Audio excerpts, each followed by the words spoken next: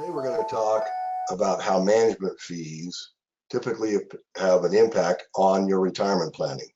The vast majority of people today are investing in or saving for their retirement in 401ks.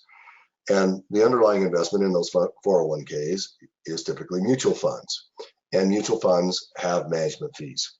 So we're going to, for today's purposes, we're going to assume that back in 1998, at the end of 1998, that for this illustration, we have $300,000 in our retirement account. And we're going to take the next 20 years and look at the historical rate of return, which you can see right here. This is what happened in 1999. This is 2000, 2002, 2003, etc.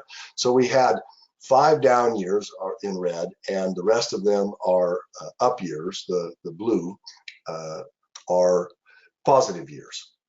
And during that period of time, had we not put any more money into the account and just let it ride on the market, we would have started with $300,000 up here in the top left corner, and 20 years later, we'd have $891,958.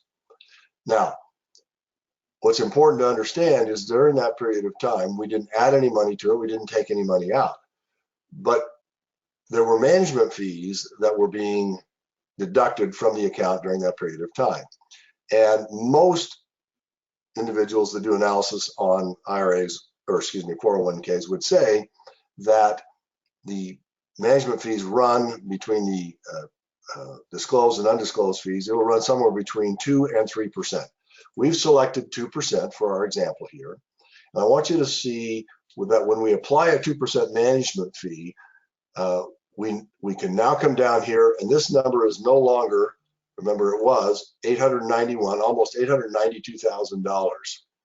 And now it has dropped to $595,000. So we see almost a little over a $300,000 drop, or 30% drop in the value of the account.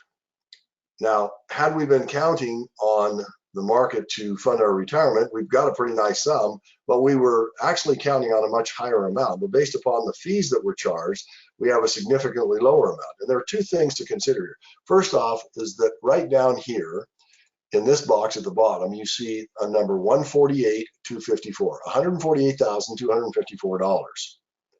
That is the total amount of the fees that were taken out from this account starting in the first year, 1999, and running all the way through 2018. So you can see that the amounts changed from year to year, with $7,252 in the first year. Then there was a market loss, so there was less money in the account. We take out $6,463 in fees, and then a little bit less, and then it starts to come up again. But every time there's a market decline, the fees are a little bit less. But the total is $148,000. Well, if the total is $148,000, why did we lose over $300,000 in our account? The answer is very simple. It's called lost opportunity cost.